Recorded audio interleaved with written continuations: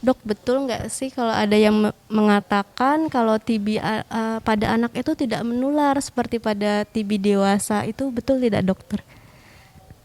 Jadi iya, TB anak zaman dulu. The most favorite hospital talk in Indonesia.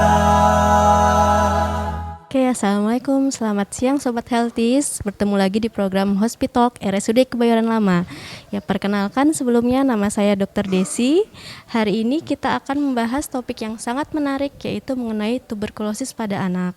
Nah, pada hari ini tentu saja saya tidak sendiri. Saya ditemani oleh narasumber kita yang sangat hebat.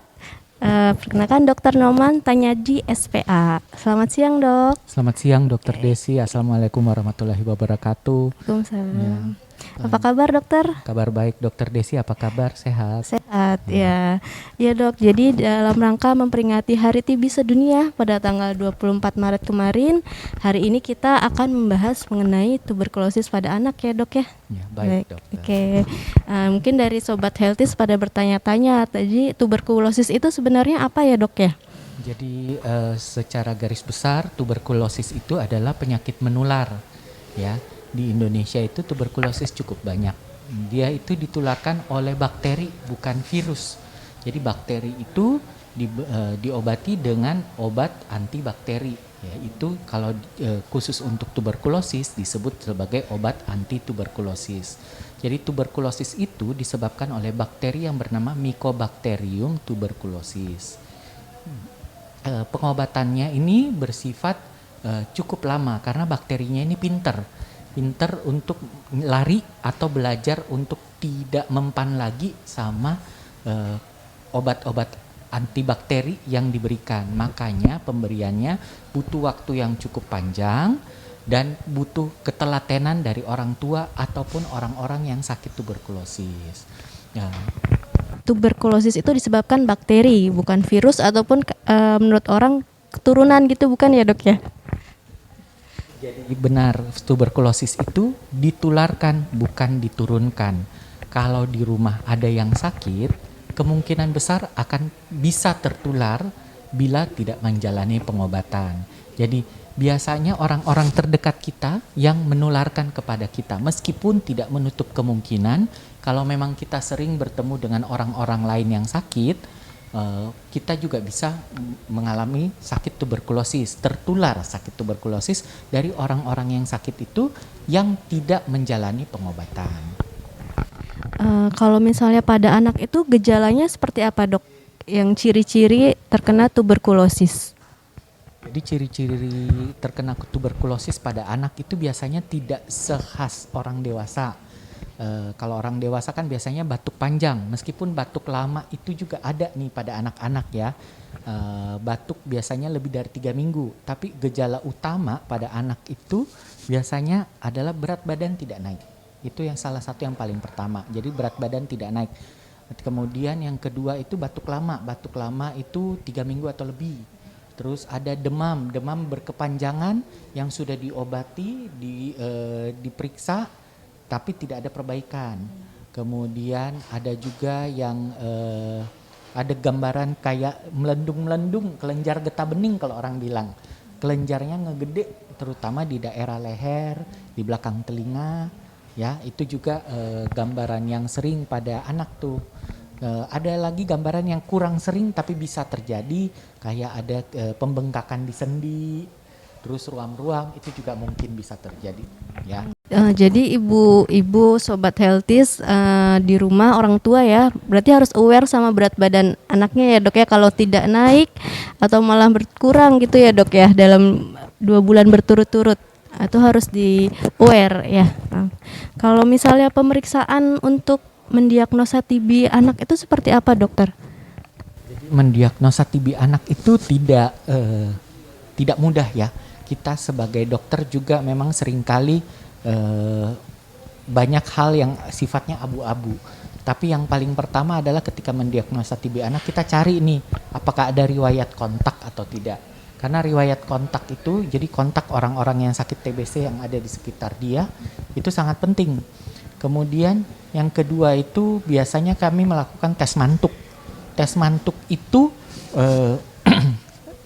tes mantuk itu sangat penting karena di situ dia bisa melihat apakah ada gambaran respon daya tahan tubuh badan melawan si kuman tuberkulosis. Tapi itu hanya sensitif pada anak. Pada orang dewasa biasanya tidak digunakan lagi. Pemeriksaan lainnya bisa berupa IGRA. IGRA itu diambil darah, nanti dilihat tuh ada respon daya tahan tubuh juga, apakah positif atau tidak di situ. Ada lagi yang lain yang bisa dilakukan itu adalah tes lendir. Tes lendir itu anak kadang-kadang susah nih ya diambil lendirnya, tapi bisa diusahakan. Jadi biasanya kalau di polinya dokter Desi biasanya nanti diuap dulu, terus nanti di suction bisa dilakukan itu. Nanti di suction diperiksa di bawah mikroskop, dimasukkan juga ke ada alat yang namanya TCM, tes cepat molekuler. Itu bisa ngelihat tuh ada kuman TBC atau tidak. Yang berikutnya dilakukan ronsen. Ronsen buat anak tuberkulosis itu tidak kayak ronsen bedadak orang batuk pilek biasa, tapi biasanya dilakukan depan sama samping. Karena biasanya kenapa depan samping? Pemeriksaan itu ingin melihat tuh apakah ada gambaran perbesaran kelenjar getah bening yang ada di sekitar jalan napas gitu. Itu biasanya terjadi pada pasien-pasien dengan tuberkulosis. Berarti memang pemeriksaannya sedikit banyak ya dok ya daripada dewasa. Untuk anak ada tes laboratorium, ronsen, ada tes mantuk juga itu ya dok ya. Oke, kalau misalnya kan tadi kuman TB itu masuk ditularkan dari orang yang sakit TBC ya dok ya. Nah kalau pada anak itu jika memang kontak sama pasien TBC dewasa, apa langsung sakit dok? Jadi sudah pastikah anaknya akan sakit TBC atau tidak ya dok? Jadi kalau dibilang pasti sakit belum tentu dok. Jadi ada yang istilahnya sakit TB itu kalau dia bergejala dengan gambaran hasil pemeriksaannya juga menunjukkan gambaran TBC. Kemudian ada yang hasil pemeriksaannya positif tapi dia tidak bergejala. Ya, tidak bergejala itu kemungkinan besar dia TB laten. TB laten itu dia bisa menularkan ya. Pada dewasa pun bisa seperti itu. Jadi hasil pemeriksaan positif tapi dia tidak bergejala. Dia bisa menularkan tapi sifatnya TB laten, makanya perlu diobati. Kemudian ada yang probable TB. Probable TB itu kemungkinan TB. Kemungkinan TB itu hasil pemeriksaannya tidak konklusif, tidak bisa membuktikan, tapi dia ada riwayat kontak. Nah, kemungkinan besar itu mungkin perlu dilakukan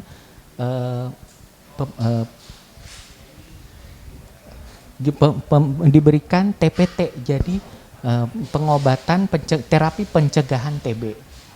Terapi pencegahan TB ini sifatnya lebih pendek daripada terapi TB yang sebenarnya, dan terapi pencegahan TB ini mencegah pasien-pasien menjadi laten, TB laten yang bisa menularkan atau menjadi sakit TB di kemudian hari. Oke. Jadi memang jika kontak dengan pasien TBC tidak belum tentu ya dok ya, tergantung daya tahan tubuh sendiri anak tersebut, seperti itu ya dok ya. Benar dokter. Jadi sangat tergantung pada daya tahan tubuh anak itu sendiri. Oke. Ya, menarik sekali ya dok ya perbincangan tentang TB anak ini. Nah, pada kesempatan kali ini kita tidak berdua nih dok. Kita kedatangan ada tamu spesial lagi yang akan datang di Hospitalk hari ini. Ya, selamat siang Ibu. Selamat siang Ibu. Siang. Boleh perkenalkan diri dulu? Ya, perkenalkan nama saya Aika Sartika, TB dewasa. Ibu Aika ya. Ya. Saya Diah Kartika, biasa dipanggil Tika, ibu dari anak yang pernah kena TB. Oke. Dua-duanya namanya Ika ya. Yang ini Ibu Aika, ini kita panggil Bunda Disha ya. Oke. Jadi Ibu Aika dan Bunda Disha ini sudah menjalani pengobatan selama 6 bulan ya. Oke. Mungkin kita mau kasih selamat juga ya kepada Ibu Ika dan Bunda Disha ya sudah menjalani pengobatan selama 6 bulan. Nah, kita mungkin cerita-cerita sedikit gimana sih kalau Ibu Ika waktu terdiagnosa TB, perasaannya seperti apa, harus menjalani pengobatan 6 bulan sampai sekarang itu seperti apa, gimana Bu? Awal pertama sih pasti shock ya karena kena TB paru gitu. Tapi sejalannya waktu gitu, dia terbiasa aja, terima aja, jalani aja gitu. Alhamdulillah sekarang sudah 6 bulan ya. Alhamdulillah. Oke, kalau untuk Bunda Disha gimana waktu pertama kali anaknya harus pengobatan yang masih kecil, itu seperti apa Bu? Kaget, terus sedih juga sih, karena kan setahu aku kalau TB tuh batuk gitu kan. Cuma Disha memang enggak, tapi memang berat badannya menurun gitu. Iya, berarti seperti tadi yang dijelaskan oleh Dokter Norman ya, tidak khas ya Dok ya untuk anak. Ternyata dilihatnya dari berat badan yang nggak naik-naik seperti itu ya Dok ya. Setelah pengobatan selama 6 bulan, apa yang dirasakan sama Ibu Aika? Kalau dari awal ya perbandingannya emang lebih baik gitu. Kalau soal batuk memang masih ada gitu, tapi jauh lebih baik aja gitu dari awal. Sudah lebih baik ya Bu ya Iya, lebih baik sekarang aja. ya. Kalau Bunda Disha gimana? Sekarang sih Disha alhamdulillah untuk minum susu dan makannya juga udah mau gitu. Berat badannya sudah naik ya Bu Udah, ya. udah. Alhamdulillah ya semuanya ya. Mungkin kembali ke Dokter Norman ya Dok. Dok, betul nggak sih kalau ada yang mengatakan kalau TB pada anak itu tidak menular seperti pada TB dewasa, itu betul tidak Dokter? Jadi iya, TB anak zaman dulu memang disebutnya tidak menular. Tapi TB anak itu sekarang dia dinyatakan bukan tidak menular, tapi lebih sulit menularkan. Anak-anak lebih sulit menularkan kepada orang lain dibandingkan orang dewasa. Tapi kemungkinannya tetap ada. Jadi kalau orang dewasa mungkin penularannya lebih hebat karena mereka lebih batuk, ada gejala-gejalanya seperti batuk atau bersin. Pada anak gejala itu tidak sehebat itu. Jadi penularannya lebih kecil. Tapi apakah masih bisa menularkan? Bisa saja. Oke, jadi tidak benar ya Dok itu TB anak tidak menularkan, anak pun bisa menularkan seperti dewasa. Memang tidak jika yang batuk aktif itu mungkin bisa ya Dok ya menularkan ya. Oke. Kalau misalnya dari Bu Aika boleh diceritain nggak waktu saat pengobatan apakah ada stigma dari lingkungan sekitar, oh ini pasien TBC, itu ada nggak ya Bu? Nggak ada sih. Alhamdulillah tidak ada ya Bu ya. Kalau dari Bu Disha? Alhamdulillah nggak ada juga sih. Alhamdulillah, berarti masyarakat di Jakarta ini khususnya tidak ada yang mengucilkan untuk pasien TBC ya Bu ya. Oke. Sangat justru malah sangat mensupport ya untuk pengobatan ini. Dari keluarga sendiri juga seperti itu Bu? Iya. Iya, alhamdulillah sekali ya. Iya. Kalau dari Ibu Disha dan Ibu Aika ada yang mau ditanyakan ke Dokter Norman? Kalau saya kan termasuk kena TB paru ya. Terus kan punya anak juga gitu. Kalau misalkan gitu ya salah satunya mempengaruhi menular ke anak gitu, salah satunya apa aja gitu. Ciri-cirinya kena TB paru buat anak. Oh, jadi dari Ibu Aika kan punya anak ya Dok ya. Jadi apa yang kira-kira harus Ibu Aika perhatikan untuk anaknya? Apakah harus diperiksakan juga Dok? Gitu. Iya, baik. Terima kasih ya Ibu Aika. Pertanyaannya bagus sekali. Jadi si Ade, anaknya ada berapa orang? Ibu? Satu.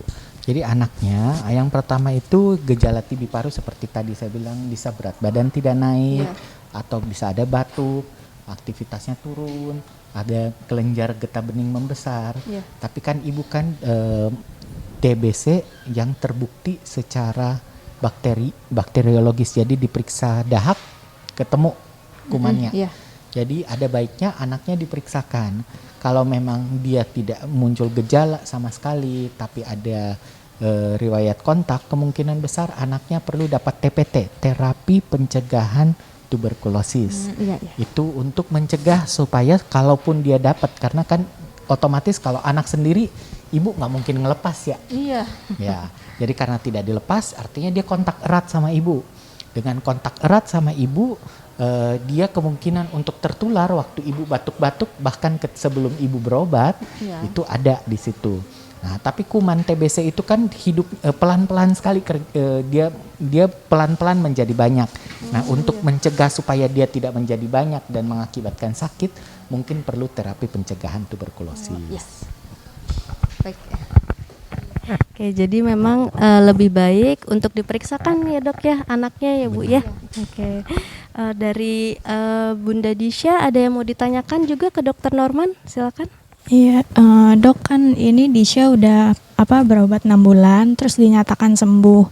Nah, apa di kemudian hari bakal bisa kambuh lagi atau gimana gitu dok? Terus kalau bisa kambuh lagi itu pemicunya kira-kira apa aja gitu?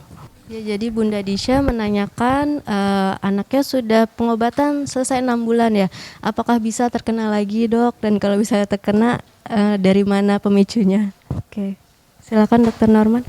Terima kasih banyak ya Ibu. Jadi yang pertama kan pengobatan selesai 6 bulan ya, dan Ibu Disha ini cukup tertib, bukan cukup tertib, sangat tertib saya tahu, karena kita juga memantau sendiri minum obatnya dan dosis obat yang diberikan juga adekuat. Jadi cukup untuk berat badan anak dan disesuaikan dengan berat badan anaknya. Gejalanya pun menghilang setelah mulai anaknya minum obat. Jadi kemungkinan besar memang anak ini sudah sembuh ya. Nah, apakah dia bisa sakit lagi atau tidak? Bisa Ibu, terutama kalau anak ini tertular lagi dari orang dewasa atau dari anak lain yang sakit gitu yang tidak berobat. Jadi kalau di dalam rumah tidak dilakukan pemeriksaan, umpamanya di rumah Ibu, adik Disha ini hidup dengan beberapa orang nih, ada 10 orang di rumah ya. 10 orang ini ketika dia sakit kan pada saat itu kita minta untuk dilakukan pemeriksaan, ternyata ada yang menolak dan ternyata dia yang sakit. Nah, sumber penularan itu masih ada, anak itu bisa sakit lagi dari sumber penularan tersebut. Jadi sangat penting itu untuk memutus rantai penularan di dalam rumah ya. Dan kalau nanti suatu saat dia dewasa, kemudian dia pergi kemana, tinggal sama siapa, dan di situ ada yang sakit TB, kemungkinan untuk sakit lagi juga tetap ada. Bisa. Itu saja. Oke, jadi memang walaupun sudah sembuh, tapi ternyata pencetusnya itu belum disembuhkan ya dok ya. Misalnya ada yang anggota keluarga yang ternyata TB dan dia tidak berobat, kemungkinan terkena lagi itu ada ya dok ya. Jadi bisa sakit lagi kalau rantai penularannya tidak diputuskan. Sebenarnya memang pentingnya kalau pasien TB anak yang sudah terdiagnosis itu sekeluarga harus dicek ya dok ya. Sebaiknya sih semua dicek. Meskipun TB dewasa juga rantai penularannya juga harus diputuskan seperti Ibu Ika tadi. Oke. Oh, jadi kalau pasien dewasa yang ketemu, yang anaknya harus kita periksa, yang pasien anak, yang dewasanya kita periksa ya dok ya. Oke, jelas sekali. Dari Ibu Aika dan Bu Disha ada lagi yang mau ditanya? Sudah cukup. Sudah cukup aja. Oke. Oke, wah Sobat Healthies, tidak terasa ya kita sudah di penghujung acara. Mungkin dari Dokter Norman izin, apakah ada closing statement dok? Ya, TB pada anak memang menjadi kendala di Indonesia ini, tetapi semoga dengan perbaikan diagnostik dan terapi, juga perbaikan pengetahuan dari masyarakat, kita dapat mencapai zero TB tahun 2030. Terima kasih. Oke, terima kasih banyak Dokter Norman ya untuk sharing ilmunya hari ini gitu. Terima kasih juga untuk Bunda Disha dan Ibu Aika ya, sudah bisa menyempatkan hadir di acara Hospital Talk hari ini. Oke, mungkin sekian untuk acara Hospital Talk hari ini. Izin saya tutup. Assalamualaikum warahmatullahi wabarakatuh. The most favorite hospital talk in Indonesia.